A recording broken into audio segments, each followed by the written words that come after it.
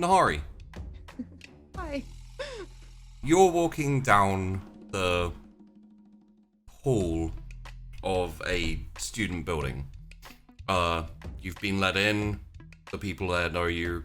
You pass by every time you can, and you're walking up towards a door, which you've been to multiple times before for the same reason. Work's been reasonably difficult, reasonably hard to get some free time, and as fate would have it, you got a text on your phone asking for a hookup, and you end up managing to make it, walk up, knock on the door. Yeah, just knocking. Yeah. You hear like the sounds of like either the TV on or something, like a film maybe or whatever, and then it's kind of paused, and like the thump of like heavy footsteps, socks, etc., like coming across to the door, and it kind of like opens up wide, and in front of you see Matt. His face is kind of like vaguely frustrated in a kind of like I was busy type of way, and then it kind of shifts into a more like relaxed like smile. It's like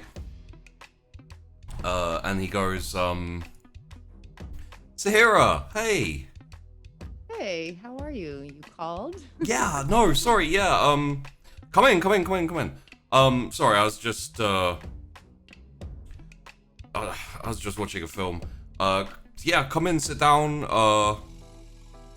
Thanks for responding. It's been kind of dry, so I just wanted,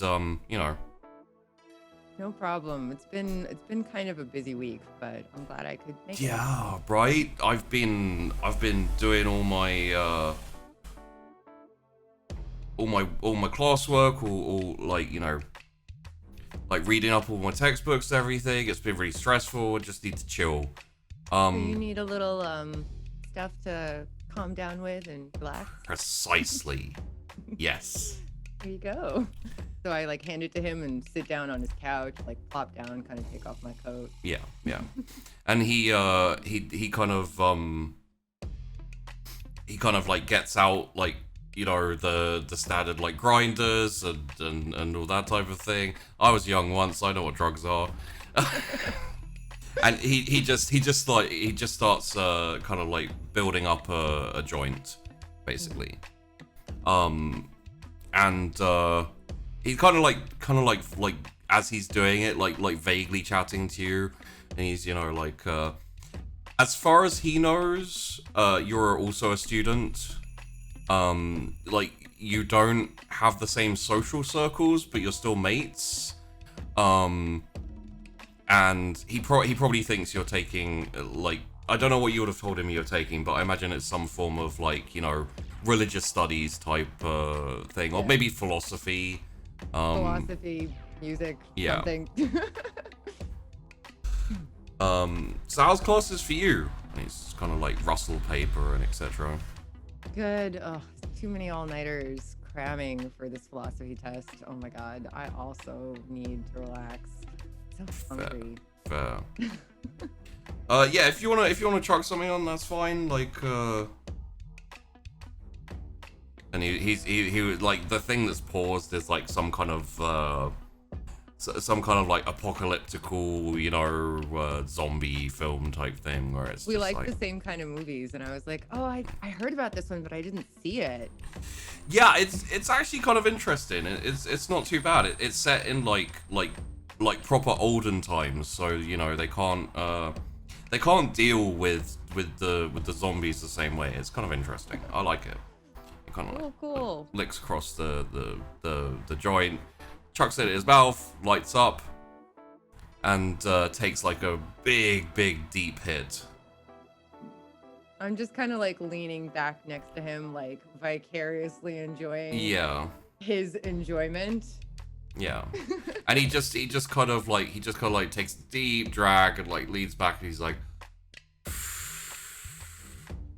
I'll get you back for this, sir, like next time you come around, yeah? Yeah, of course. And then I like as he says that and is like relaxing and breathing out, I just kind of like chomp down on his dick. Yeah, you basically kind of like in a friendly way, you kind of like pat his shoulder, and you're like, you know, in that kind of like, you know, like laughing along with a friend, and you're like, yeah, of course, and then just like lean in, and then your fangs like sink into the side of his neck, and you just start kind of taking a drink. You're not massively hungry, No, however, it's been a couple of days, and it's, you know. There's like traffic just burning by outside, and it's worth staying topped up because you never know when when you're gonna go days or however long without food. And I can't survive off animals or anything. I need the human blood. So having a nice friend that buys from me and pays me with his life essence. He doesn't know that's how he pays you, but no, he doesn't. It is how he pays you, yes. Yeah. And like as your fangs sink in, there's the kind of initial kind of like surprise, and then this kind of like even more he gets even more relaxed and kind of slumps a bit as you take in some of his blood. And I'm assuming you just want to take, you know, enough to sate as opposed to. I don't want to screw up his finals or anything. No. And also he's getting high as well, so you don't. Yeah. You probably get like a very, very minor, just like feel of the marijuana that he was. Still enough to like loosen up a little bit. So yeah, if you'd have let him like just finish his joint and smoke it all and like a little bit of time for it to kind of bloodstream, etc. It would have been much more of a like significant hit, but it's just like a vague kind of like. Yeah, I've done that with him before, but only on like winter break or something. You know, he's not, and like we both have time. If we both don't have anything crazy to worry about. Yeah. And as you kind of like retract your fangs and then like lick up the side of his neck to close the wounds, you get he's kind of like there, like kind of, you know, a bit out of it, and a bit he like later on he's just gonna assume that he kind of got high really quickly, like he's stressed and tired and etc. And you know, you probably just were like, okay, if you're that high, I'm just gonna take off, and it's happened before, so like your relationship is fairly easy and chill, so it won't be no big thing. You get a text on your phone asking for you to come in. So I just, you know, basically just stop, and he's like laying on the couch all. Yeah, he's just gotta chill, and the joint is in his hand, and just kind of like just smoldering a little bit of ash on the end of it. So I just sort of get up and pick up my coat and say, "See you later, Matt. I hope you enjoy your relaxation." Okay. And I just kind of skedaddle out of the apartment to head to work. Okay. You head down the stairs, like it's kind of like a flight of stairs going back and forth. Get to the bottom as a couple of students are coming in. It's kind of early in the evening, but it's obviously dark now. Otherwise you wouldn't be out and about. And they're kind of like coming in. Looks like they've come in from the pub or maybe a bar or something. And they don't like pay you much attention. They just kind of like walk in, and you kind of slip past them out into the night. Head down a couple of streets. There's always activity going on in Sunnytown. One thing you've noticed is there's more kind of like there's more brazen and obvious dealers. You know, the type of dealers who sling a bit more of the heavy shit. But they're kind of, it's especially as you get closer to the north of Sunnytown, like really does tend to intensify a bit over there. If you're just walking through town, you probably don't notice as much. You probably in Sunnytown, you kind of most people like keep their head down and just go where they're going. Yeah. I'll walk fast. Yeah, but eventually you do kind of cut through an alleyway quickly, and as you come out, you're presented with the front of the puzzle box, a couple of bouncers on the door, like people lined up to get in. More and more, it technically, like, you know what this is. It's almost like a temple cult, you know. But there are people who come here just to drink and to relax. The majority of people come here for spiritual guidance, drugs, and to be fed upon. So you kind of like, probably you don't even go in the front way. There's like a kind of side entrance that's all blocked up, has a security guard on it, who just like staff only sign. Yeah, and just kind of like opens it up for you and nods, and you kind of slip in the side. So like inside, it's reasonably loud for the most part. There are sections of it which are kind of more serene. There was the area where they had the Baron. You never met him, but he basically held like seances and stuff, and people go there to find out information about their dead relatives. And sometimes it was like, are they happy where they are? And other times it was more like, who did they leave the inheritance to, and things like that. In my head, I call it the woo-woo room. Yeah. There's also like the lounge feeding area, which is where only the initiated members are allowed in. It's like a members club, you know, and everyone wants to be in there. But when you go in there, it's just like the Kindred of feeding on people, and you know, that type of thing.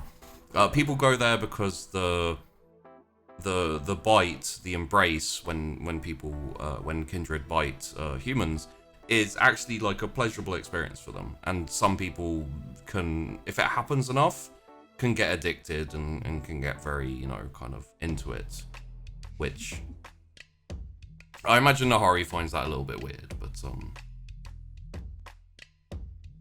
at the same time, understandable in a way. I'm a ministry vamp, so yeah, we're basically enablers of all of that stuff. Oh yeah, right? So. Oh yeah, encouraging, and you do your part too, as and when you can. However, you were called in for the more official work, and recently things have gotten a little bit more, not really complicated, but intense. After the after a couple of weeks ago, there was an incident where the Baron disappeared, and an old lady was found killed, kind of beaten to death in his chambers, basically, where he used to work. With some interrogation of the bouncers on guard, the Russians from that mercenary security group, and also just of the woman who was working on the thing. Incidentally, you've never seen her since she was interrogated or questioned. It seems extremely likely that a group of Kindred from another kind of faction and another territory down in Flintbridge was responsible for probably kidnapping the Baron, because he was very happy here, but also for the murder of the old woman, who most likely was just a bystander who got in the way. So not great that happened in our house, so to speak. No, it was very confused because none of you were here at the time. Carmela was here, and she actually met them and talked to them, but she was distracted by a couple of them, and that's when they used the opportunity to sneak out. Also, after that happened, fairly soon after that happened, the contract with the security firm, the Russians, was rescinded without a reason or warning. So there's some suspicions about them as well. new security people have been brought in. You know, you've got new bouncers on the door. They're locally sourced, basically, like converts and etc. I'm always wary of new people, so I don't feel like as comfortable walking in here as I did walking into Matt's, to be honest. Yeah. But it's my job, so I got to do it. And so you kind of like you go past the kind of like VIP staff only like little barrier thing that leads upstairs. As you go upstairs, it's a lot more kind of like downstairs is very plush. It's very decadent. You know, there's gold and purples and all very regal, and you know the sofas are comfy and like almost look like velvet, etc. Once you get upstairs, it's all kind of business. It's greys and office doors and things like that. But you go into you move up and you go into an office where you've been called to, which is where Cersei kind of like does all of her work and organizes everything. So you get up to that door. She's my boss. I'm always a little apprehensive walking up to this door just because she's my boss. Yeah, and she also, like, she's not imposing, but she has a kind of hardened air about her where it's like everyone in your group has done enough for you to know that they're professionals and they know what they're doing. Cersei is a little bit more, you know, like you get the impression she's a little older, she's been around a little bit longer. Yeah, as you get to the door, it opens and Emmanuel's there. He kind of like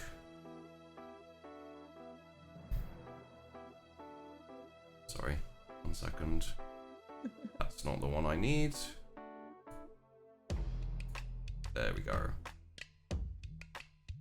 Sire, hey. Hey, Manuel, how you doing?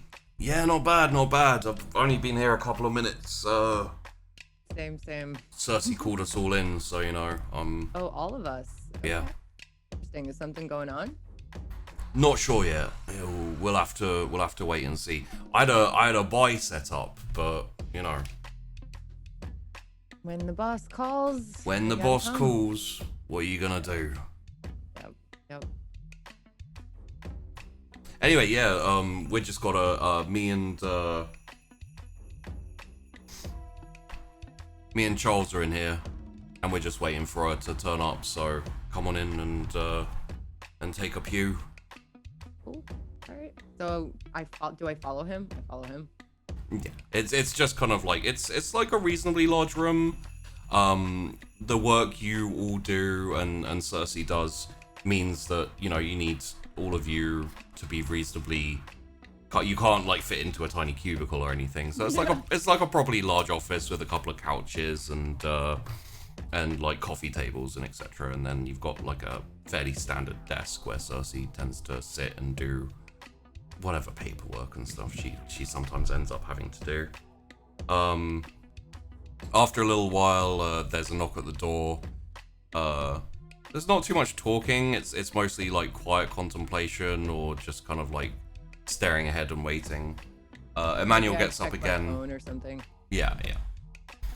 Emmanuel gets up again, opens the door, and you hear him say like, "Carling, Fenwar, come in." Yeah. We're just waiting for Cersei, so have a sit down. And you see Fenwar and Carling walk in. So let's talk about a bit about these guys, because Fenwar, you're not sure exactly what clan he is. New to the group, right? He's new, yeah. So it's he's never been out on a mission or he's never been out on a job with any of you guys. He only recently turned up like half a week ago. And he hasn't really been explained why he's been kind of attached to Cersei and to your group. Yeah. Emmanuel is you think he's probably of the clan Bruja. He used to live in London when he was human. He hasn't been turned that long. From, you know, like little bits of conversation and snippets while you're out on jobs, you tend to pick up these things. He used to be a pusher. He's basically just, you know, with a gang of other guys just selling drugs, etc. Got picked up, turned, never really knew his sire, wandered around for a bit. London was kind of fucked up. He kind of figured it was best to get out of London. As much as London was his home, he was like, nah, let's not be here. And eventually fell in with kind of a recruiter for the ministry for the blessed. And as far as you can tell, he's a pretty serious convert. Like he likes the selling of drugs and the kind of corrupting of people, but he also enjoys the jobs you guys do as well. So yeah. So I get him, like I like him. We're just chill. I'm kind of, I try to stay chill with everyone without getting too close. Yeah. He's all right. The fact that he's a true believer puts me off a little bit, but like not enough to really affect anything. I'm just kind of like, he's like a practical true believer. You know, Yeah. he's not like rainbows and puppies and you know, all like praise be. He's a lot more kind of like, I like the setup they've got. I like how it goes. You know, like I know where I stand, etc. He's not he's not zealous. Yeah. Charles, you're not sure what clan he is. From what you can tell, he's less. He tends to dress a bit better than Emmanuel. He seems to be less of a believer. Like he pays lip service. He's always very respectful. He kind of knows his place, as all of you do. But he seems to be more interested in the power that's wielded by the blessed and like that type of area of things. So you're same kind of feels with him. I don't really trust anybody, but yeah, I'm just kind of like chill with him. Yeah. And then Carling is a little bit weird. I'm a little bit weird about him. Like he freaks me out, I'll be honest. He freaks me out a lot.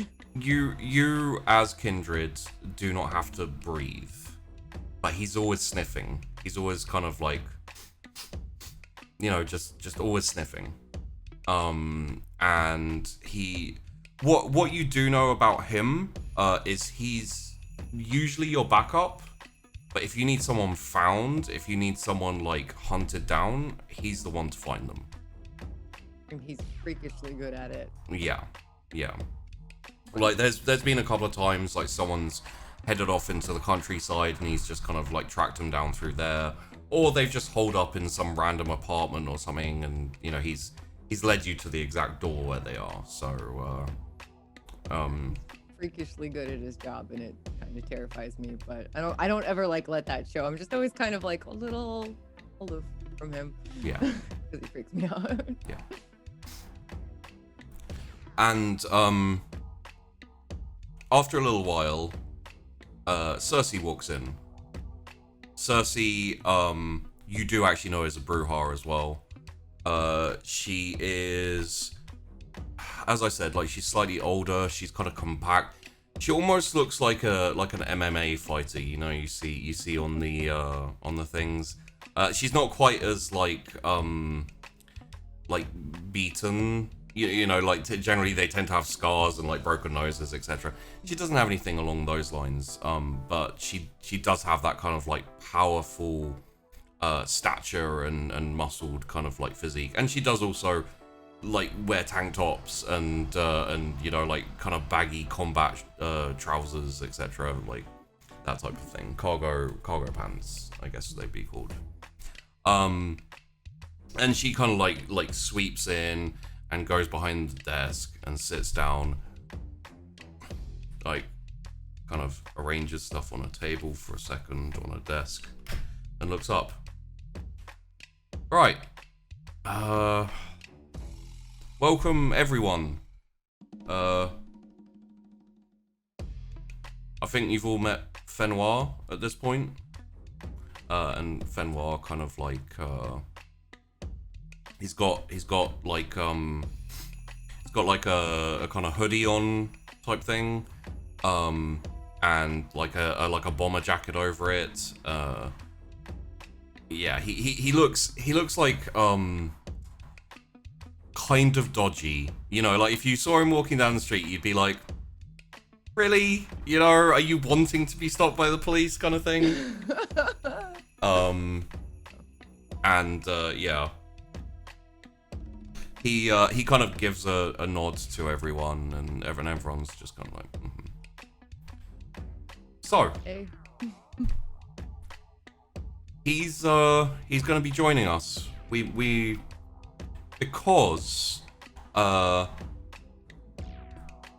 Because of the situation, we may have to do multiple jobs at once. So we're trying to like split our skill sets and etc. We may be bringing in another person, maybe 2 other people. It's not 100% decided yet. Beth said that we're going to be a lot busier and things are going to get a lot more hectic around here. So she decided to bring him in.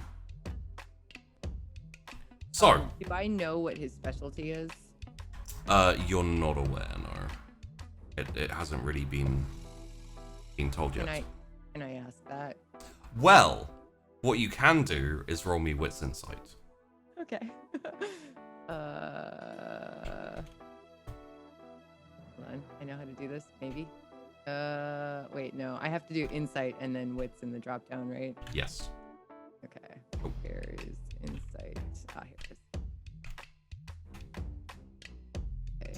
There's 2 successes there.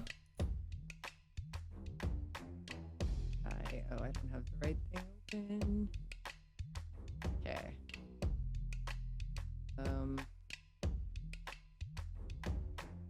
I thought I did it, but I didn't do it. Did you hit the modifier as well? Oh no, so what's the modifier? So you just you leave it blank and then just hit OK and it should roll it. There it goes. Okay. This is a Snackshots, so you do get 1 reroll. If you'd like. Sure. I guess. Well, just, you know. Maybe I want to save that for later. Possibly. Yeah, I'll save it for later. Okay. I would say, as, you know, fairly new to Vampire the Masquerade, etc., I would save it for later. Okay.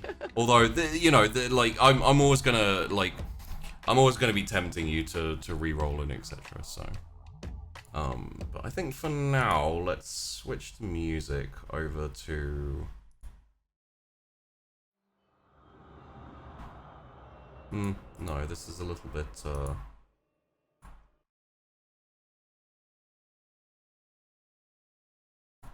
Let's go with this for now. Okay. So.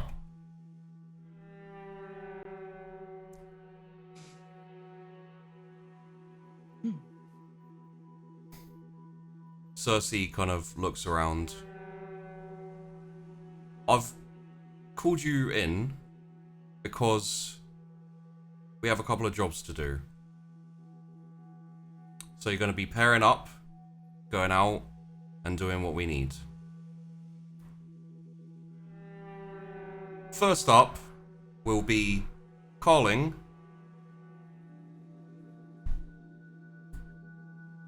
and Sire. And she like looks over at you. Okay. We've only worked together a few times before. What are we doing? Well, we need someone found and we need someone disappeared. Okay. Who? A rat.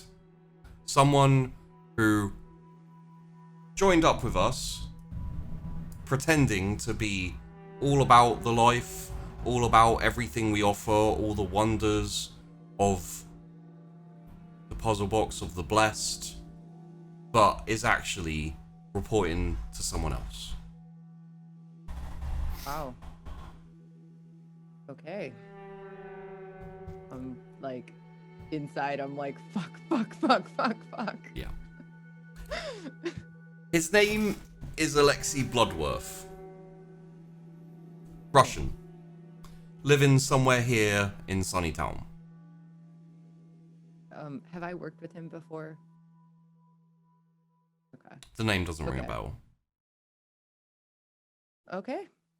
I'm like super relieved that it's not me.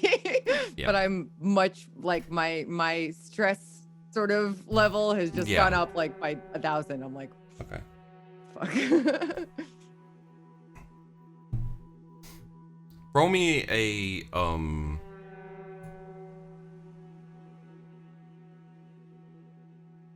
subterfuge composure.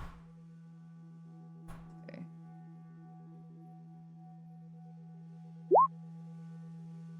Okay.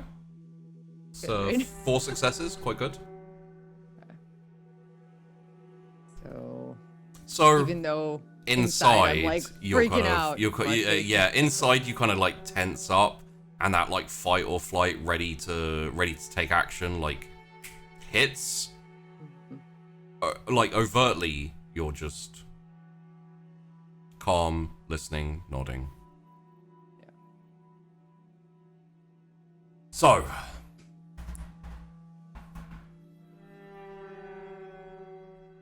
I want you to find him and do what you do best.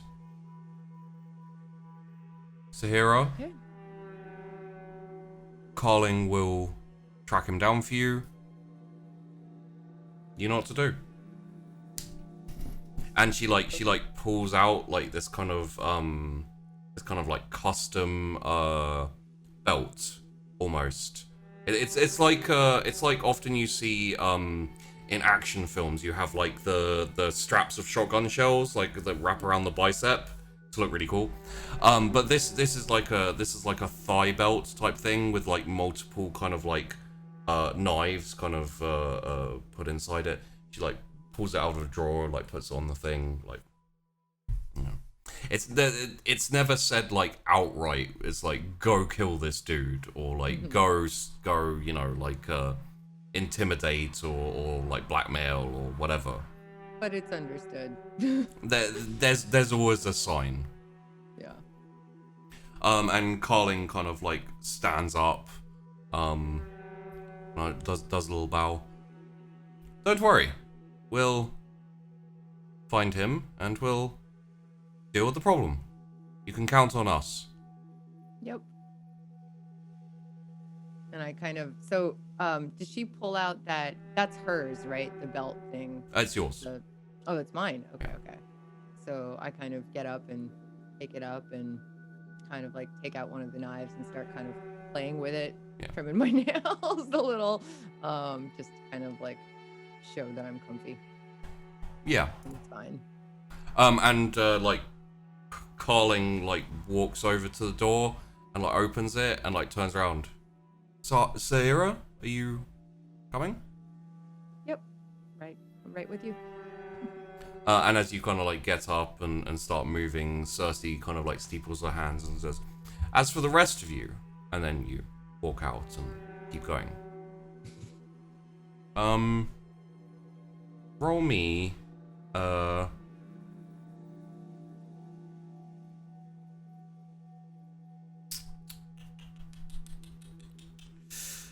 what would this be? This would probably be a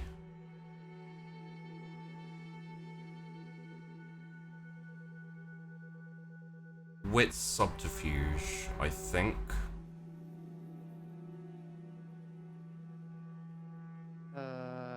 And I don't have any modifiers for any of these, right?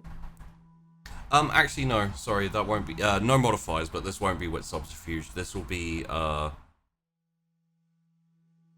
let's go with, you know what? It makes sense. Let's go with manipulation insight.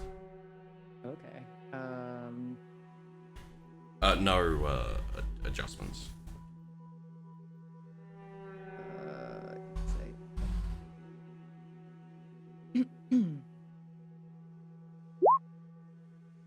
Okay.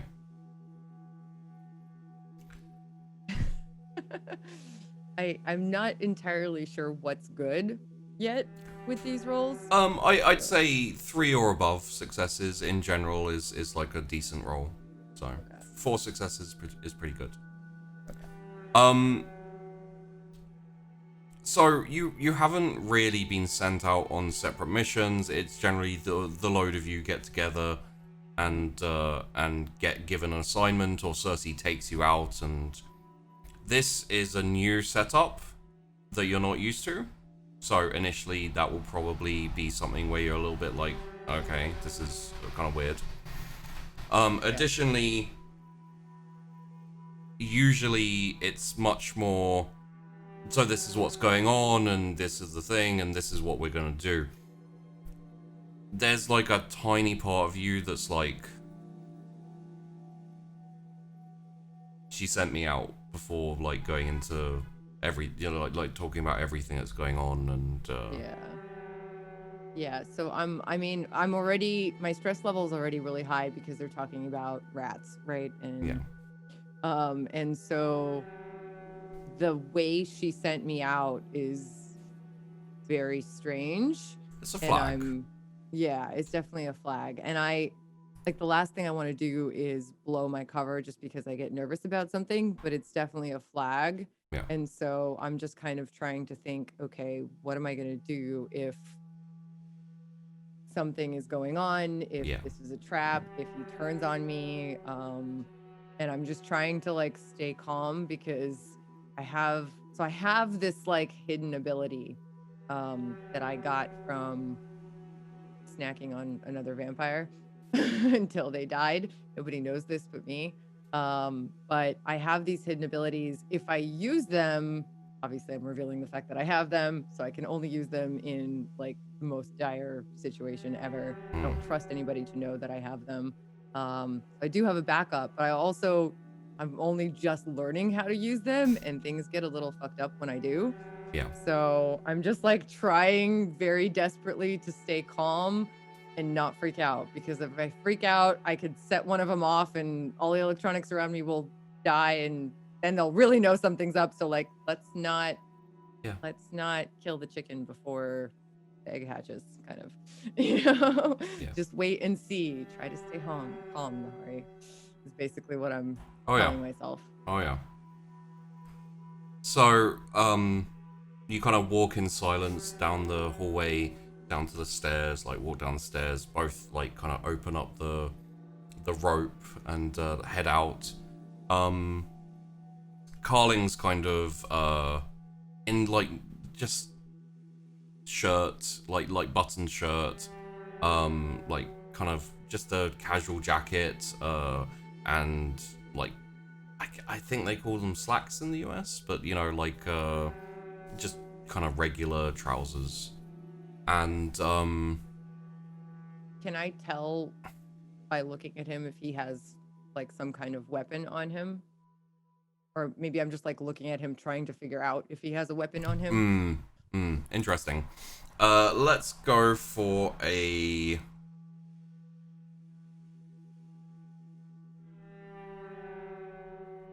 Wise? I would say probably wits.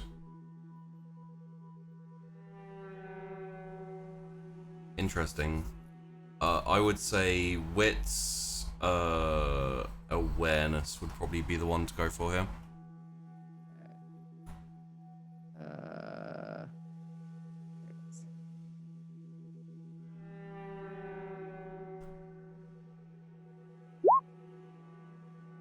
That's not so good. So I can't tell. You can re-roll 3 dice if you would like, but again, you may not want to. I'm gonna save it, especially because I'm nervous as fuck now. That's fair. That's fair. Yeah. So yeah, as you kind of walk out, the sound of partying kind of hits you for a bit, but you're heading straight out the side door, and you're gonna be heading off into Sunnytown. There's people drinking and laughing and partying and just getting a little bit out of control, you know. But it's early in the night, so you do occasion like one sight you will see is, you know, a bouncer kind of a security person kind of heading over to someone, like leaning down, like, you know, tell them to like calm it down and etc. It's not time to get wild yet. Sometimes it gets crazy. Sometimes people are murdered in the you know, outer rooms.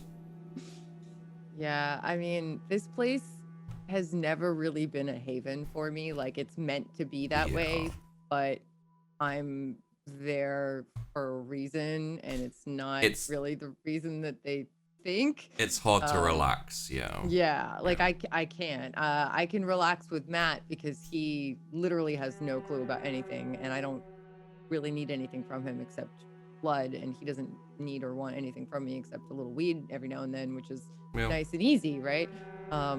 But this whole situation is on a much different level, and I'm very uncomfortable right now. I'm just kind of like I'm trying really hard not to show it and to just, you know, seem chill. We're just going to kill a dude. It's gonna be fine. But like, I'm very kind of stoic. I just kind of look around, but I start to kind of look at the guards and look at the bouncers and the people and the guy in front of me, Carling, and I just have this like bad feeling, and it's kind of like one of those bad feelings that I've always had since I came here and was turned by them, and it never really went away, and it kind of just gets stronger, and then maybe I kind of tamp it down or bury it, and then it gets stronger again, and right now it's definitely getting stronger, and I'm just like, what is going on? Something is not right here. As you walk out, like through the side door, Carling kind of like nods at the security on the door there. And you kind of go out, the sound of the club like fades, especially as the door like clicks shut, it kind of fades away from you. And you start walking down the road, kind of away from the puzzle box. Carling kind of like turns to you and says, do you ever wonder what the new people in there think? You know, the ones who've been brought there by a friend or so on and so forth. Yeah. Not really. I don't really think about those people. Do you? I don't know. It always strikes me as interesting, the ability of people to slowly adjust to decadence and to corruption. Don't you think? I guess people can adjust to anything given time. It's like the frog that sits in a pot and slowly boils to death, right? They don't realize it's happening because it's such a slow process. That's interesting. I was gonna say it's more like a slight incline to hell, but I like that too. Huh. Okay, so, and he goes into his kind of jacket pocket, pulls out this like kind of hairbrush type thing, and just starts just picking at it and things like, he's a weird dude, like who knows what he's doing. Yeah, I'm like looking at him like should I say something, or do I know he's a Malkavian? No. Okay. So you could take a maybe semi-educated guess, but it would be like a vague maybe along with a few other clans. So I'm just gonna, I don't want to like poke at him. He's already freaking me out. So I think I might just be like, I might just kind of write it off because it's not actually a weapon. Yeah. When he first pulls it out, I'm like I kind of hold my breath for a second. And then I see that it's a hairbrush and I'm like, hey, this dude is really fucking weird. Just like to myself, but I say to him, so where are we going? Not sure yet. Figuring that out. And he kind of like sniffs a couple times, like that way, and starts like walking in the direction he pointed. So Down the street. yeah, he kind of like pointed off down the street, kind of further towards Sunnytown, and just starts kind of walking. You have been off on jobs with him before, so you know he just kind of like he just kind of gets a sense for something for whatever reason, and then heads in a direction. There hasn't been a point where he's failed to get to the person he wants to get to, or find the person he's looking for. So I'm just following along, kind of. I guess I can't just be playing with a knife while I'm walking down the street, so I'm just kind of like playing with my jewelry or something. yeah, Kind of thinking and trying to stay calm, like thinking of what am I gonna do if something happens, like where am I gonna go? You've been with the Blessed for a fair while now. You know, it's something you're not used to because it's hard to get used to it, but you have your, you know, exit strategies, you have your plans, so... Okay. I'm just thinking to myself, I have a plan, like yeah. I'm, you know, if anything happens, I can deal with it, it's gonna be fine. As you walk down the street, there's a few people like walking back and forth, a group of people like singing and joking as you go. Then Carling kind of like takes a right turn off onto like a side street, you know, like housing blocks and things like that, and stops outside one of the stops outside one of the buildings and kind of like looks up at it. Third up, that one. Right. So, do we have any surveillance on him or anything like that? The guy we're coming to kill? Do we even know his name? Is that to me, Sheepdog, or is that to... Both. So his name was Alexi Bloodworth. Okay. There's no surveillance on him or anything like that. He was he signed up to the sect a while back. Is Okay. basically what Cersei said. Okay. Do I know he's human? Yes. Okay. So, I guess I'm just supposed to go up there and take care of him? Okay. I mean, like, Carling basically brought you to the building and is like, you know, 3 up. That's where he is. Okay. I want to make sure he's alone. Okay. And there's not going to be a problem taking care of him there. Trying to figure out what the best way to do this is. Is there like a fire escape I can climb or something to kind of peek inside? It's kind of out in the open, so it would be like, as far as you can tell, there's no one about, but it's still reasonably early, so... Okay. But he worked with us, right? So I can... He was part of the cult. He's kind of signed up as a supplicant, as like a cultist, I guess. But he was reasonably low level, kind of working his way up through the ranks and trying to be as helpful as possible, etc. Okay. So maybe I say to Carling, all right, you wait here. I'm gonna go up there and tell him that we're inviting him to a party or something.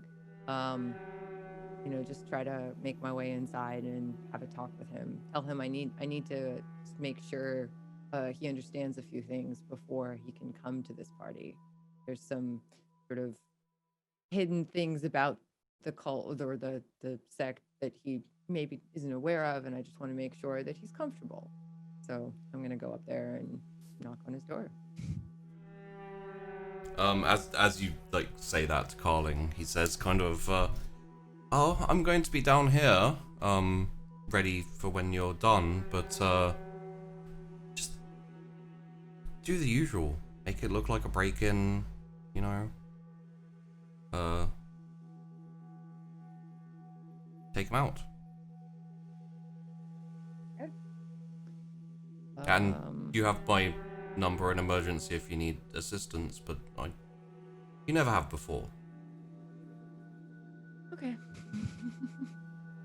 I don't know if there's anyone with him. That's why I'm a little concerned. I don't want to just come in there, barging in without knowing what the deal is. If there is, take care of them too.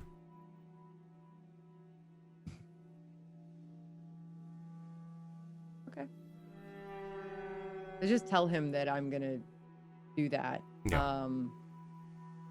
But as I'm walking upstairs, I'm just worrying because, like, what if it's a trap? What if there are multiple people in there? What if there are vampires in there? I have no idea. So I'm not going to do what I told Carling I was going to do. I'm going to knock on the door and find out who's there. Because, I mean, I'm really good at lying, right? So... Yeah. I'm, like, super pro. So... Another option, if you want, is to, like, try and break, just, like, get up there and pick the lock to the door, sneak in, have a look around, Is it, like, an office or an apartment? It's like an apartment, yeah. Okay. So, and it is nighttime. So maybe he's sleeping. So maybe I kind of listen at the door. Do I have any kind of heightened senses to help me with that? One moment. I think you may... No, you don't. Okay. But you can roll wits awareness to see what you can hear and... Okay. And it's a slightly fancier setup than just like a block of flats. So it's kind of like a stairway and then like a kind of little hallway that goes to a room each. Like there's larger stuff there. 2 successes. You don't really hear anything. It sounds like from above you. There's the sound of people kind of walking about and having conversation, but coming from this door from this flat, doesn't sound like anyone's walking around or active. Like what can you see from the doorway underneath, etc. There's no light coming out or anything. Okay. So I'm gonna pick the lock, and then I'm gonna use.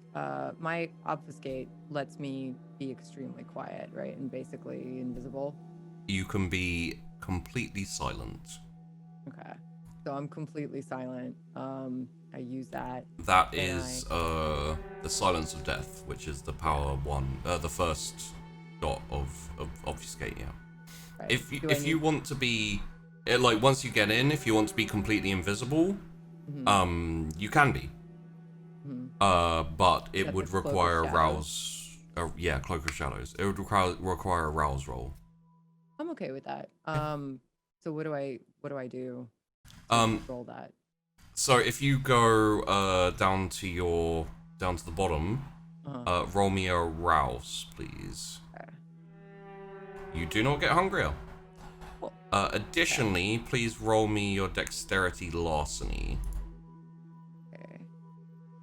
As you kind of you probably actually use one of the daggers, one of the knives. You just kind of it's a bit thinner. It's a bit more, it can still be used as a weapon, but it's also Do I don't get any bonuses to that, right? No. Okay. So, it takes a little bit of time and a little bit of, moving about, but the good news is even when you get a little bit frustrated and kind of work the lock a little bit harder, it doesn't make any noise. Yeah. Eventually it kind of clicks. Well, it doesn't click. Eventually it kind of, you feel the click, but there's no audible sound.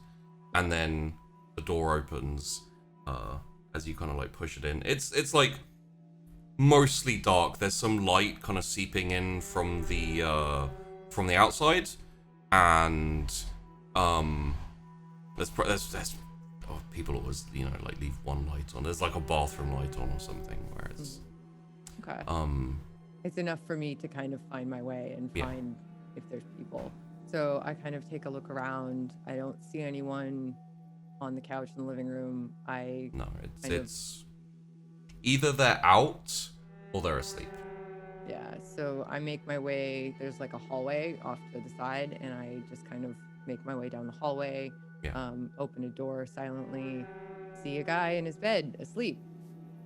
Yeah. So I walk up to him very, very quietly, or like silently, and I just pull out my knife and slit his throat. Okay. And then, so after he's dead, and I know he's the only one in the apartment, I kind of look at him and I'm like, but then I get back to my job, right? I don't like doing this, but it's what I have to do. So it's done. Then I kind of look around his bedroom, just to see if there's kind of anything I could look like I was after, anything valuable. And so I see his wallet on like the bedside table, and some like money and his watch. And so I take all of that, and then I walk out to the living room, and he's got, I don't know, does he have anything valuable in his apartment? So, as you're walking around, as you're kind of like going around like in the dark, you're kind of picking up things like some watches and stuff like that. Maybe even like knocking a couple of things over. Yeah, just to kind of make it look like someone broke in. Yeah.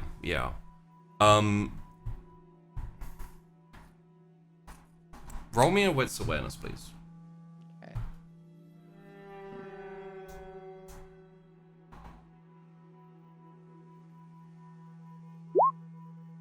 Ooh. Nice. Crit. Very nice. Okay, give me a sec. Okay, how do I know that's a crit? If you mouse over the 4, you'll see 2 10s. So 2 10s means it's a crit, which means you get 6 successes instead of 4, which is good. Cool.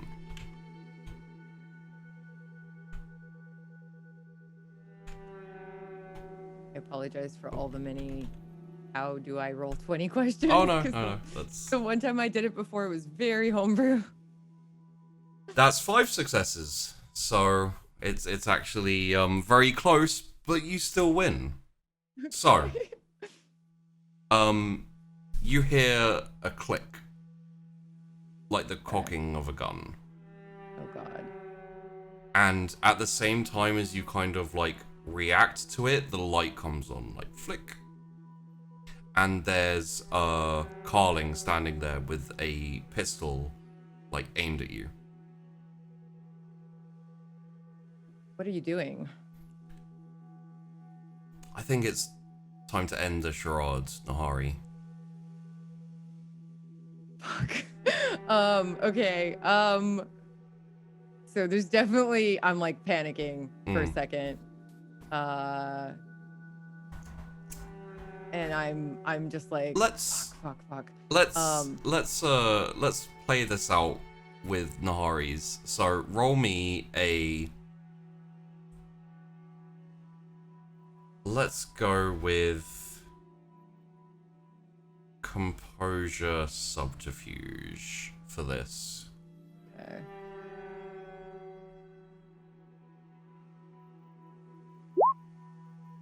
Oh, 3 successes. Is that a crit or 3 successes?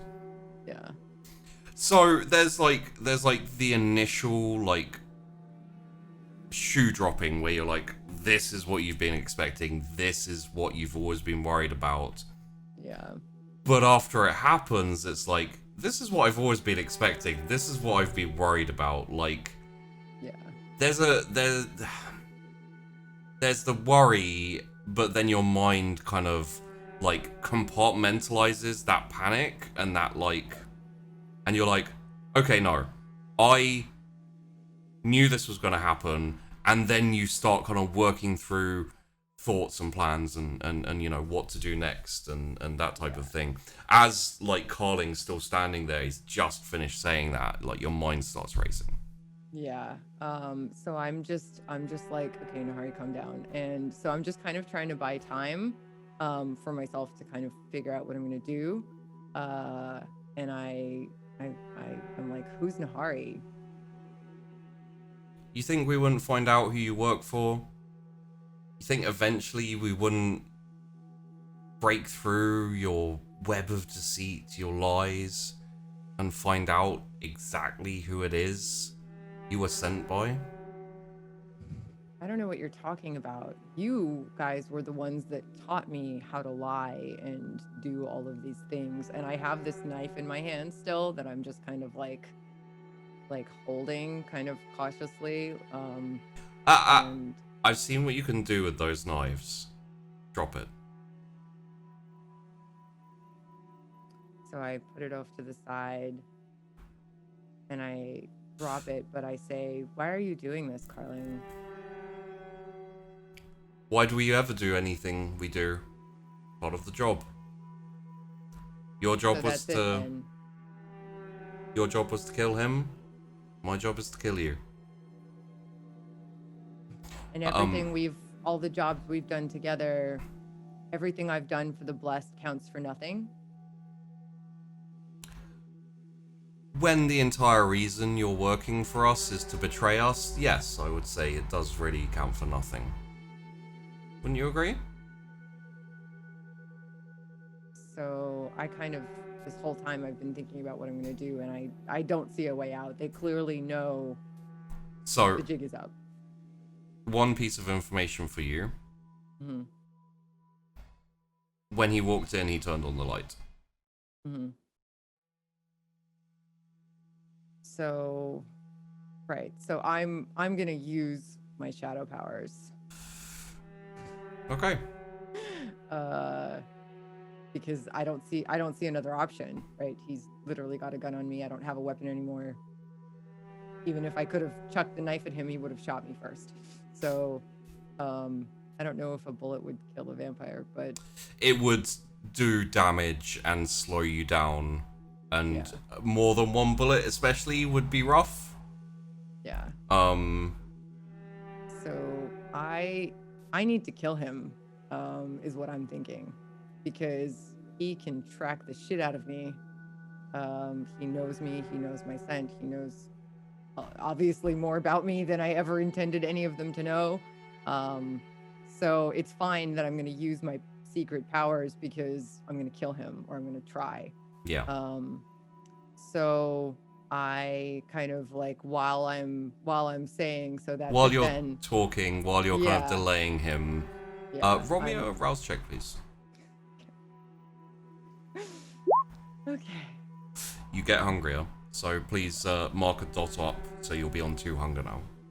Yeah, fair. Okay, so I get hungrier, but I use my...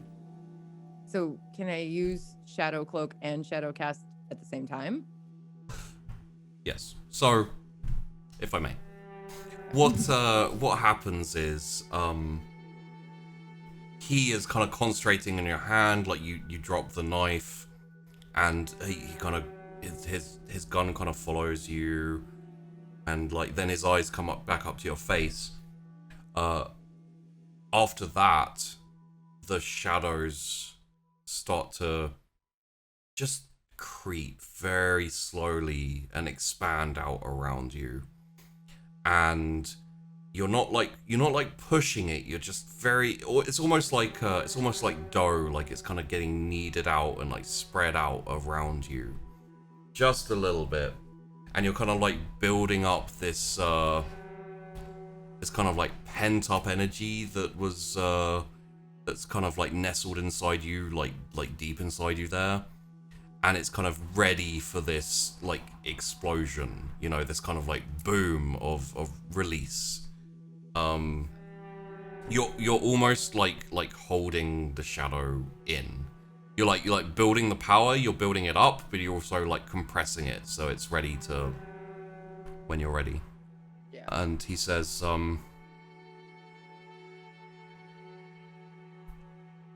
A traitor's a traitor. What do you want me to say? If the situation was reversed, I'm sure you'd kill me to keep your cover intact. You'll never have the opportunity to find out. And I kind of let it all go.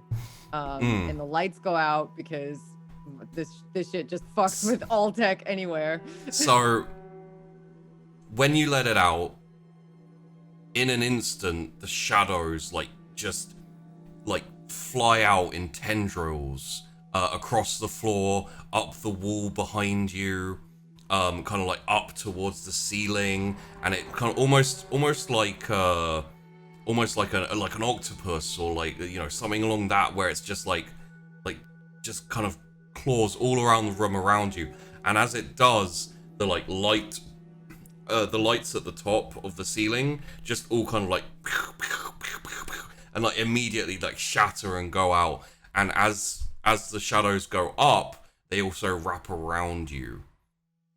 So the room, there's a small gleam of light coming from the door because he's still framed in the doorway. But for you, not only does your shadow wrap around the walls, it also wraps around you and kind of embraces you and covers you. And you can see him kind of instinctually start to pull the trigger, which is when you're going to require to roll a dexterity athletics, please.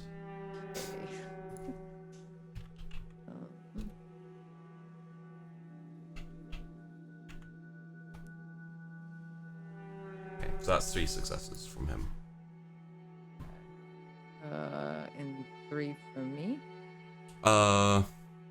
You got 4 successes. 4 successes. Okay. Yes. So you may reroll if you like, but you are beating him, so it would be unnecessary. Yeah. It's fine. So do I dodge out of the way, but also get closer to him? So.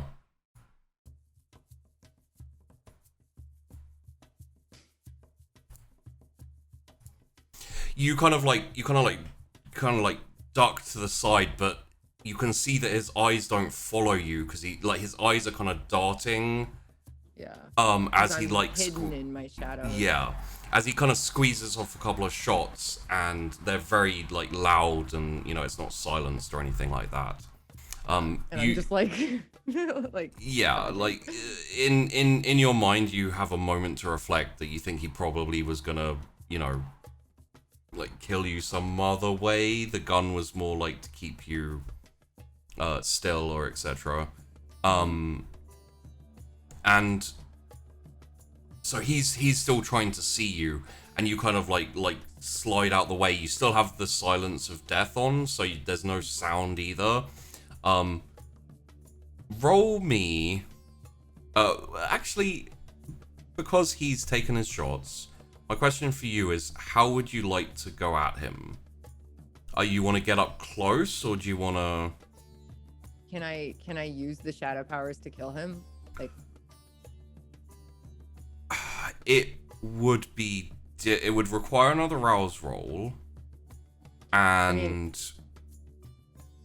I think because I have other knives, right? I had a whole holster of them. And also, I carry more than what they know on me. You do also carry. I literally have knives all over the damn place. Yeah, yeah. So I use my shadow and my silence to get up close to him and kill him with a knife. I don't know what it would take to actually final death him, or how do I make sure that he can't come after me? I mean, take his head off for a start would be one way. Yeah.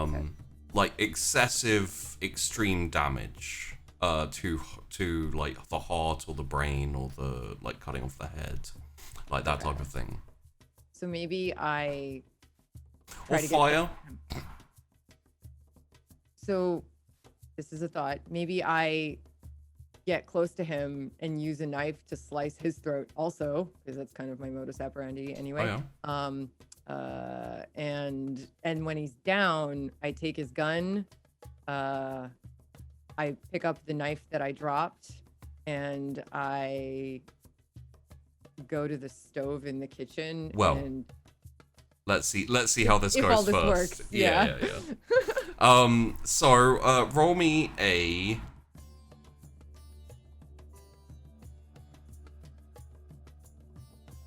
I think let's go for a.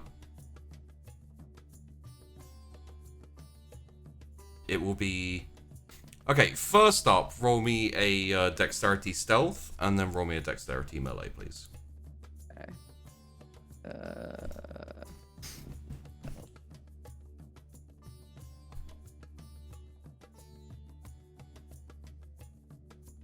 Okay. 2 successes? Yep. Okay. And then a dexterity melee. Yes. Okay.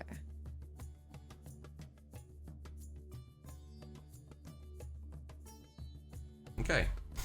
You may re-roll either of those if you like. It will be 2 dice you can re-roll for the stealth, or 2 dice you can roll for the melee. What does it mean if I fail either of them? So basically, it'll mean that you're not as effective as, like, if you fail, you'll just fail, and your kind of like surprise will be ruined, because at this point he doesn't know where you are, and etc. Right. So in this instance, it's probably better, like, the stealth is reasonably important, but you're kind of wrapped in shadows, you have your advantages. By the way, it should be 2 extra dice for the stealth, so if you just roll me 2d10. Oh, how do I do that? Just R / /R space 2d10. That I remember doing before. Okay. So you can re-roll 3 to the stealth, but I will say that the melee is probably the more important one here. Okay, so I'll re-roll the melee. Okay. Re-roll me 2d10, please. Do I write it in, or do I do melee dexterity? You can write it in, yeah. Oh, okay. So you don't with VTM, you don't re-roll all of it. You re-roll 3, so it's like a willpower re-roll. You re-roll 3 dice. Okay, so just R / 2d10 again? Yeah. Okay, that's another success. It's what you needed, so that's good. Okay. So yeah, you as you move forward, the shadows kind of like move with you and kind of like coalesce around the like door frame and like move through the door frame, and you can actually hear like cracks, and you can actually hear like cracks as the shadows like pull you forward, as well as they like wrap around the door frame and like crunch the door frame and widen it very slightly. And you kind of like you move forward, and your knife, like, as you go past Carling, your knife like goes into his throat, and then as you move past him, it like swings around with you, so he actually like swings around as you go past him. Yeah. And yeah, you hit like a spray of blood, which actually like mostly hits your shadow. Cool. Fabulous. So, and then he's like down on the ground, like kind of surrounded by your shadow. Yeah. And I look at him and I'm like hungry and kind of tempted, but also I need to get the fuck out of here. So well, when you say that, it makes me very nervous. Could you please roll me a frenzy? Round down at the bottom, there's a dice marked frenzy. Oh boy. Okay. So it says input value willpower 5. Willpower Would that be 4 because I used one? No, willpower's 5, yeah. And humanity 5. Humanity, sorry, we haven't changed that yet. Humanity is 7. Okay. And no modifiers, right? No modifiers. Okay. That is 3 successes. So, like, as the blood sprays, you know, probably some like smacks you in the cheek, and it is like a very hearty spread. There's a moment where you're like, I want that, but you have a lot of professionalism and a lot of training and preparation for moments like this. And while there's still like this kind of like hunger, which is, it's different from your thirst. Your thirst is when you haven't drank blood, when you've been using the blood to like invoke your powers, etc. In this instance, it's a lot more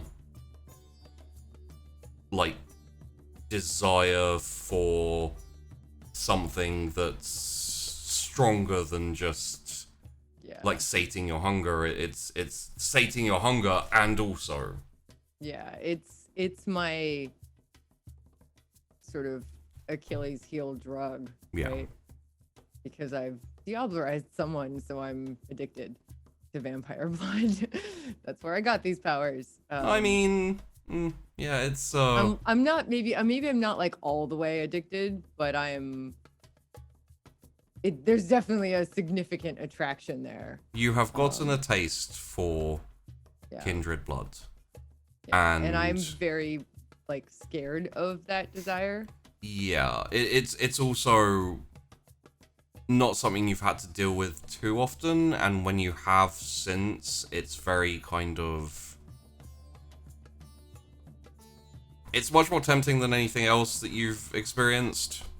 A good way to describe it is you've got a taste for it, and it's something that flashes in your head like randomly, and but I'm a pro, and I need to get the heck out of here, and preferably light the place on fire just to make sure he's dead. You will be aware and keep in mind that like large fires, so anything past like a lighter does invoke like a primal fear in Kindred. So if you want to set something up where it kind of slowly catches fire, so you can like, you know, like if you light a hand towel or something and then just put it, you know, just like be like, okay, go, then that would. Okay, yeah, so I do that. I just, because I want to make sure that he's dead, because he probably more than anyone can find me and track me and actually kill me. I probably would be able to do this twice. Yeah. And also, I don't want anybody to know that I have these powers. Yeah, okay. So, like, they're my, I think part of the draw of using them is they're my last resort. They're my sort of get out of fuck situation. Sort of thing. So I need to kill him. Like, that's when I use it, when I know that the person I'm using it on is gonna die, because I'm gonna kill him. That hasn't come up before really, so yeah, but that's like how I've been thinking about it. That was the plan. Yeah. So I, you know, light like a dish towel or something that he's got in the kitchen on fire and skedaddle. Just kind of like jet out the door. As you go, we will take a moment. Just because you are setting a house on fire with other people, and it's like an apartment block. You're setting it on fire. Just letting you know. I mean, it is totally something Nahari would be willing to do.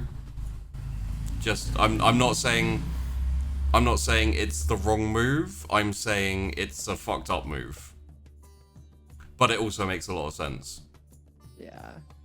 I mean, is there anything I can do for those people? Like, if I pulled a fire alarm, someone might put the fire out before he's dead. Yeah, it needs to spread, and it needs to get to these two.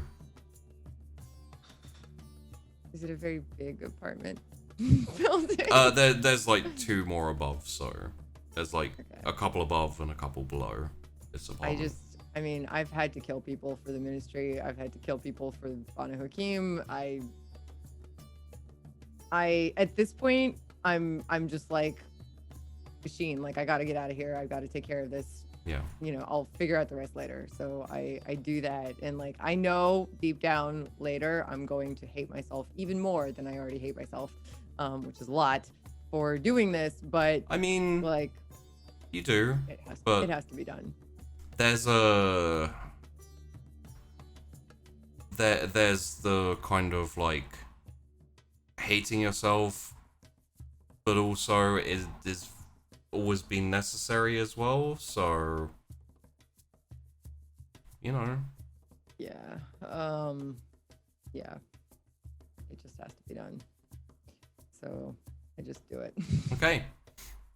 And you head down the stairs, out the front door. Obviously your shadows have rescinded and you're no longer manipulating them and using them. Incidentally, like the like corners of the door frame are like properly cracked, and like the crack goes up to the ceiling, kind of thing. Like, and you've used. That's another reason for the fire. I don't want anybody to Yeah. find my After Effects. I mean, who knows what people would think that was. Like, that's something that would be, who knows.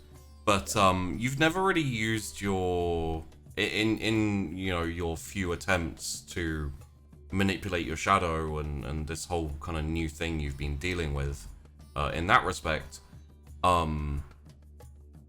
you've never really used it physically. It's been more of like it's very useful in darkness to kind of like shroud yourself in your shadow and go stealthy. It's very useful to kind of like, a couple of times you've like used the shadow to like intimidate, to kind of scare away, you know, like if you're in an alleyway and you're feeding, or if you're like kind of if you're walking through an alleyway and a gang of kids, or a gang of like, you know, whoever just is looking like they're gonna bother you, it helps to kind of like the shadows flicker.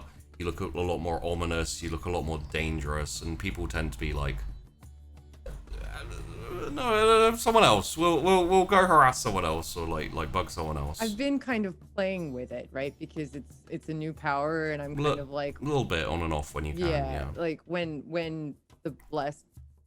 nobody's around that could figure out what I'm doing and like find out. Yeah. I've just kind of been playing with it and using it. It's kind of like this cool new thing that it's a cool new toy, a non-techie toy that I get to play with. I would say more often than not, you use it when you like head out on a walk and you're like alone by yourself in the suburbs and away from like lights and computers and technology and etc. Because one thing you've noticed is every time you bring it out, well, nearly every time you bring it out, things like lights smash and fuse, and technology goes wonky. And well, maybe how I realized I had it in the first place after I Diablerized that guy was I was trying to like put together a report or something on my little laptop, and it fried literally.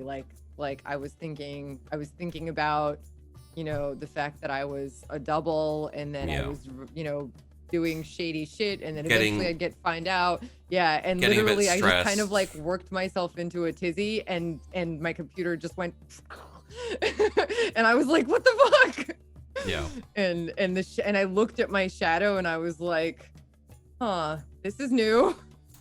And that's kind of how I started figuring out what had happened. But it saved my life just now. Oh yeah. So, or my unlife. And I'm kind of really grateful. Yeah. Would you like to, you know what? As you're walking down the street, one thing comes to mind, which is that you felt the splatter of blood on your face and etc. You're walking down the street. It's not like massively busy or anything, but you should probably like, you know, grab it, you know, just clean it off as best you can. Yeah. Well, so I've been in this situation before, because it's what I've been doing. So I have like a little purse thing that just kind of like at my hip. And I have wipes in there, and I have like, a mirror and all that stuff. So I just kind of take a moment in an alley. Like I walk a little ways so that I'm not right there, because high fire. But I kind of like take a look around. I don't see any cameras or anything, and I just kind of like lean up against a wall in an alley and just kind of like pull up my compact and I'm just like clean myself up. There is no blood. So when you like get your compact out and you like look, there's no blood on your face or like anywhere. Oh. Okay. So was I imagining it? You don't think so? Okay. Okay. I really want to know why it's not there. I mean, as you walk, you can keep thinking about it if you like. Okay. I'm like, huh. Kind of strange. Where are we going now? God. Okay, so they know. They know. Yeah, they know. They straight up know. I think I need to get my backup money and go to ground somewhere. So I'm gonna go to basically an ATM and take out some money. I mean, I have a secret bank account under a secret name, and I go and access that, and I want to move it maybe to my even more secret backup identity, just in case. And then I'm gonna go and find a place to stay under the new identity, and I'm gonna try to get in touch with my siblings in the Banu Hakim and tell them that my cover's been blown. Yeah. Okay. So you head to a hole in the wall. Yeah. You like put in your card, you put in your PIN, and you like request a withdrawal. And there's like an error. It says like denied, and something about card being flagged. What the fuck? And the card doesn't come back out. The machine swallows it. Oh god. Okay, so I pull up my phone and I'm like checking my account. And what it comes up as like frozen. Fuck. Okay, so they must have figured out this identity. I don't even know if the other one is clean. I think I have to go to my siblings. I have to go to my contact. Do I even know where they are? I don't know where they are, do I? No, you contact them through your contacts through Sean. Okay. So you leave drops for him, and like you've met him once or twice, like when it was really important or something like the initial contact. You met him, and then one time there's like information that was too good to pass up, basically, and needed to go like direct. So you requested a kind of face to face. Yeah. So do I have to get in touch with him before I can meet with him, or can I just go to him? You would like text him and request a meet, or request a drop. You know, like let him know where to drop something off, or where you will drop something off. Right. So I'm like, fuck. I have to message Sean. So I message him, and I'm just like, probably still walking down the street, like keeping moving, kind of thing. I'm leaving where the ATM was, because who knows if they'd flag that. I'm just moving quickly, texting as I walk, and I'm just like, need to meet, urgent. Do I tell him my cover was blown? Is that a good idea? Probably not. Spycraft. It's always best to keep as much back as you can, and then, you know. Yeah. Okay. So I'm like, need to meet, urgent, get back to me ASAP. And then I just like keep walking, and I'm literally just gonna keep walking until he texts me back. Yeah. I need to get away from where I was, but I need to keep moving because I don't know what to do. I don't have a backup identity that I trust anymore. I don't have money. I'm in deep shit. Your backup is one you made yourself, but it doesn't have any money in it, really. Like it has like a tiny amount, but it's just like, you know, kind of walking around money. It's not really emergency, I need help money. Yeah. And I kind of don't even want to touch it just yet. It is a backup, and Yeah. So as you're walking and you're kind of like moving away from the north side of Sunnytown, like down towards where like the Gorban territory is, and the Quartz territory is, like kind of around that area. There's a fairly large park in that area as well. You get the vibration of a message. Okay. It says like bridge to Flint Bridge. 5 minutes. Okay, I start walking a little faster. I was kind of heading in that direction anyway. Yeah, you were kind of heading. Well, you were heading away from the Blessed territory. So you were heading in that direction, kind of. Yeah. Yeah. And you kind of like walk out onto the bridge. You hear the river kind of going. There's cars going back and forth and etc. It's not a massive bridge, but it's a bridge. You get there and just kind of like wait in the middle of it, kind of I imagine just like looking out across the river, but also, you know, kind of like not on a swivel, not like super sus, but just aware of. Yeah, I'm definitely very much aware of all of my surroundings. I kind of expect somebody to find me at any moment, because if they found my secret identity and my money, then who knows what they know. I don't know what they know. Yeah. So I like have this very desperate need to get the hell out of here, but I have no money, so I need to like figure something out. So I'm just kind of standing there going like, fuck.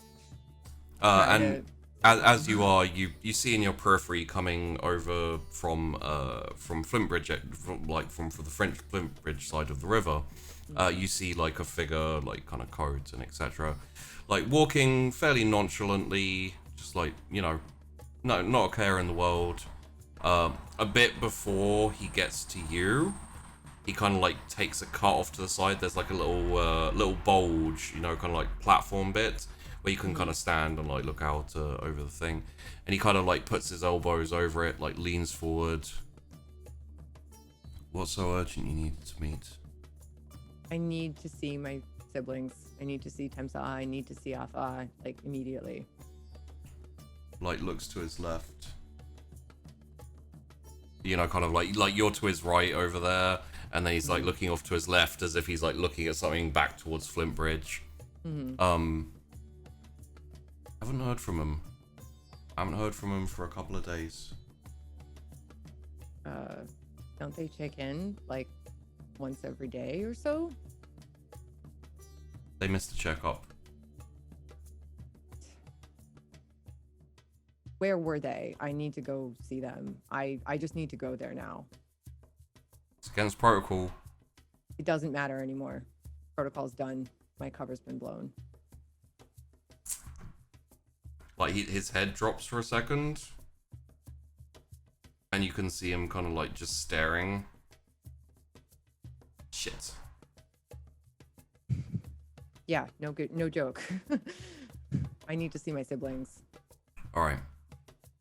Just as a point of note, you probably wouldn't say siblings.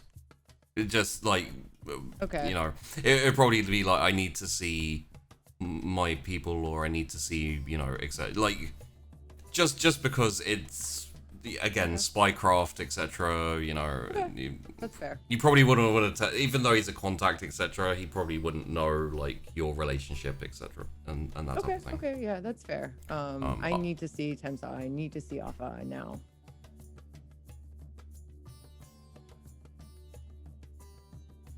All right. Well, if your cover's blown, then I need to move as well. Shit. There's a abandoned Chinese restaurant down towards a maze, and he like gives you the address. Okay. And he gives you the details of basically how to open the secret bit and all that type of thing. Okay. That's where they are. Great. Thank you. Get yourself safe. I don't know how much they know. I'm gonna disappear. I'll get in contact with home, and if we can, we'll send word. But my advice to you,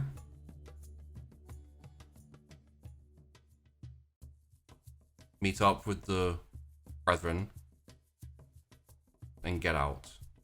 If you can't meet up with them, and like for a second he kind of thinks and he goes,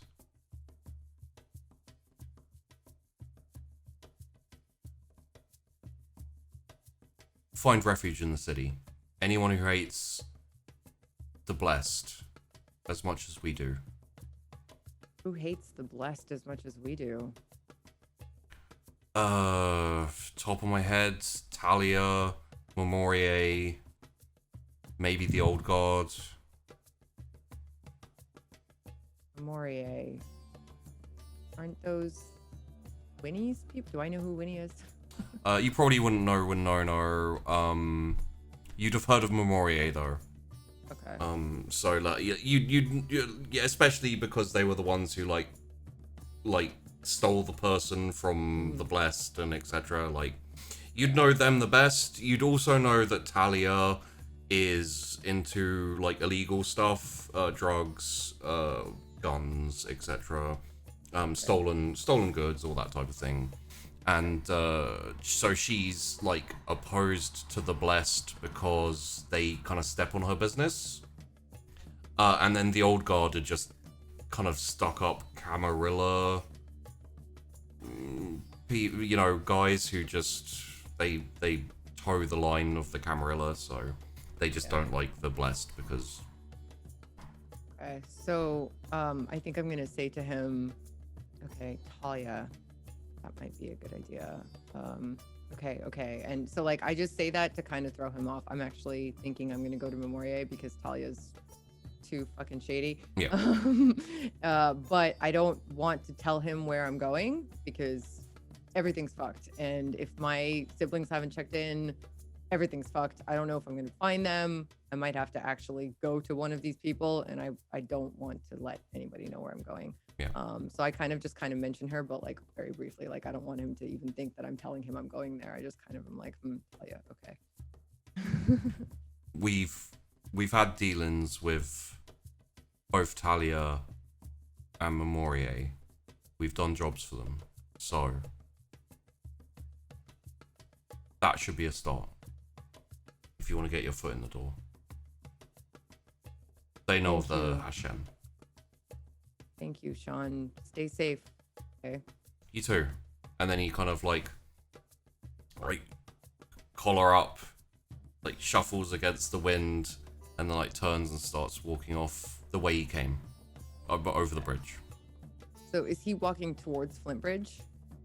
Yes. Or okay. That's the way I need to go, but I don't want you him don't want to to know. walk with, so Yeah. you want to leave it like a couple of minutes. Yeah, so I'm just gonna stand there on the bridge, kind of just like, they better be okay. They better be okay. And I just wait until he's like completely out of sight, like a good 15 minutes or so. And then One thing you could do is you could move like off the bridge a bit after he's moved off, and then slip into like an alleyway right by the end of the bridge, kind of like along the waterfront. Yeah. And just slip into the shadows. Yeah. Okay. So I'm gonna do that. It will require a rouse check. Fine. I'm already hungry. Well, you're too hungry. It's not super hungry yet. All right. And you do now get hungrier, so that was a total of 3 dots. Yeah. Okay. That's okay. It'll make it fun for the next episode. So my question for you: would you like to go to the Chinese takeaway that's run down? Yeah. Or would you like to go straight to Memorie?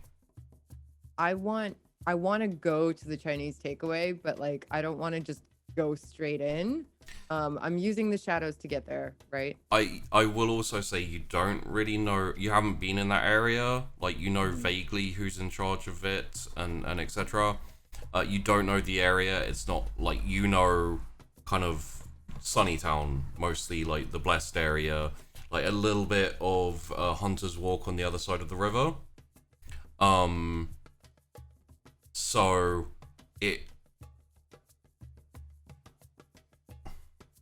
it'll kind of, you know, it's the thing is Memorier, from what you know, is kind of just there, like on the like it's just to the side. Like they have their offices which are open through the night, and then you kind of like have to keep going down this main road all the way to the other end of this side of the city basically, and then you get to where you need to go for the takeaway. Either one is valid. It just depends whether it's like, are you wanting answers about the Hashen and how they're doing, or are you just wanting Sanctuary to begin with, and then you'll, you know. Well, wouldn't I assume that there's Sanctuary at the Hashem if they're okay, and if they're not okay, then I know I'm totally fucked. You know what I mean? Yeah, it's kind of the answer to that would be if they're still there. Right. But you know the Hashen quite well, mm-hmm. and there's no reason they would not stick to protocol, which would be to contact and to, yeah. So it's not like 100%, but it's like 75% something's gone wrong. So maybe I need a Sanctuary first, and then I can try and check on them later. It's down to you. If you're, if Nahari is not looking for somewhere to kind of like go and be safe and be kind of protected, then it's kind of like, yeah, you can go to the Hashen, you can go to them, and you will be protected as long as they're there. But the other thing is, like, you know, if they've been found, they've either been driven off or they've been attacked, and whoever attacked them might still be there, and whoever they might have like people watching and all these type of things. Yeah. So like these are the type of things. Also, I will say, no one knew the name Nahari, aside from your brethren at the Hashen. Yeah. Okay, so I think I have to go to Memorier. I think, because also I'm not, like, I still love my siblings, and I'm afraid of the Hashem. I'm afraid of the Blessed because I'm a double. I'm afraid of the Hashem because they put me in this ridiculous life. Well, it was also your choice. It was, but like they convinced me, and I also, like,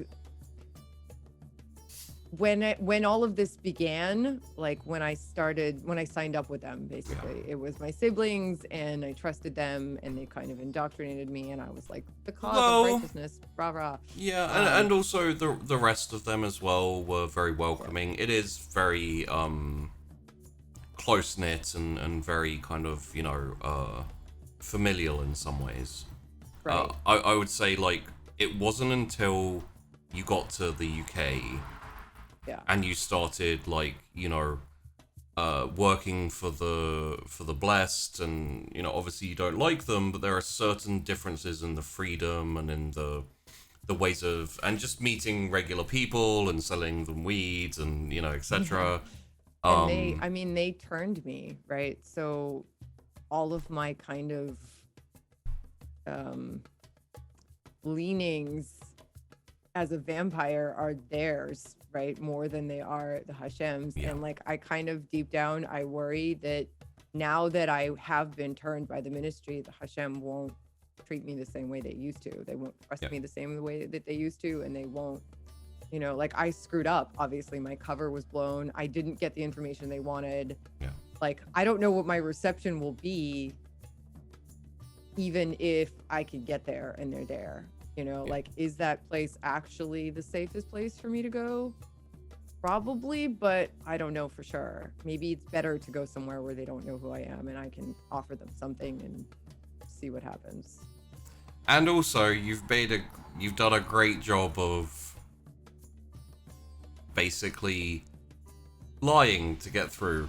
So, some random group who hates the Blessed, you have information about, like, legit information about the Blessed and stuff. So it would be.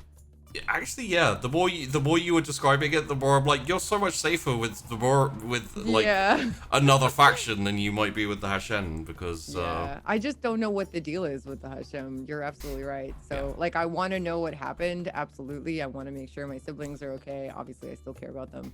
Yeah. And also, if you're going to Memoria, they have engaged the work of the Hashem before. Yeah, like, so they know something. They know where it is and etc. So you might be able to get them to go there and find out what happened. Yeah. Etc. So yeah, it's a good choice. Okay. Okay, so you go to the offices. There's a man on the kind of reception desk, looks up, kind of pleasantly surprised to see you. Hello. How can I help you? I'd like to talk to whoever's in charge. I have some information for them. Okay. It's nice to meet you. Sorry, you are. I don't know what name to give them. Yeah. Do you wanna Probably Sahira would be like the least risky to like a random person, just because that's been used so much. It's just out there.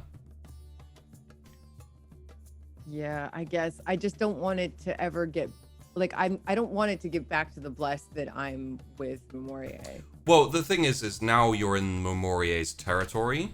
Mm-hmm. Them coming over to get you would also be an attack on Memoria. And from what you know, that's their plan, but they're not ready yet. They're preparing. Okay. So they, like, as much as they may be tempted to jump the gun, your guess would be they probably wouldn't, because they want the element of surprise, and they want to. So even if they do hear about Sahira being, suddenly here where you are, they're probably not going to do anything about it directly. Yeah, because they've also lost. Well, they're apparently hiring new people, but they've lost not one but two people now. Yeah. Right, because I killed that guy. You did indeed kill Carling, which is good for you, because he was the one that needs to die, really. Yeah. The second you told me he was a tracker, I was like, "Fuck, I'm gonna have to kill this guy." Yeah, for the short term, he's the one who needs to die. Some of the others are scarier, like more combative and etc., which is probably why they sent Carling with you, because he was the one you'd least expect to make a move. So but yeah, he was the one that could find me, and like my whole shtick is basically like lie, cheat, get away by hiding, basically, lie some more. I mean, you've been a double agent for a fair few years now at this point, so. So so I tell him, I'm Sahira. Sahira. Of course. I will send a message immediately, and the people in charge should be here soon to talk to you. Please, have a seat. Would you like a tea or coffee? Or, we do have some rather nice biscuits if you, I'm kind of like I want to laugh because it's so sweet and normal, and I've just literally like almost died and had to kill someone and lit a building on fire and everything. You like ripped a building a little bit with shadows, and it's been a weird day. I think I think I'd like a tea. Maybe some jasmine. I'm not gonna drink it. I just want to smell it. Yeah. I'm not gonna tell him that. I'm just gonna like have him. Yeah, just gotta ask for the Yeah, maybe just a tea, and I sit there, Of and I course. kind of like look out the window. Thank you so much. And I just kind of try to stop my racing heart and like calm the fuck down and be like, okay, you're gonna figure it out. You got out of there. You did what you had to do. It's gonna be fine somehow. Okay. A little bit of time passes, and then sitting down kind of on the little bench, kind of close to the front door, you eventually hear footsteps and voices coming towards you.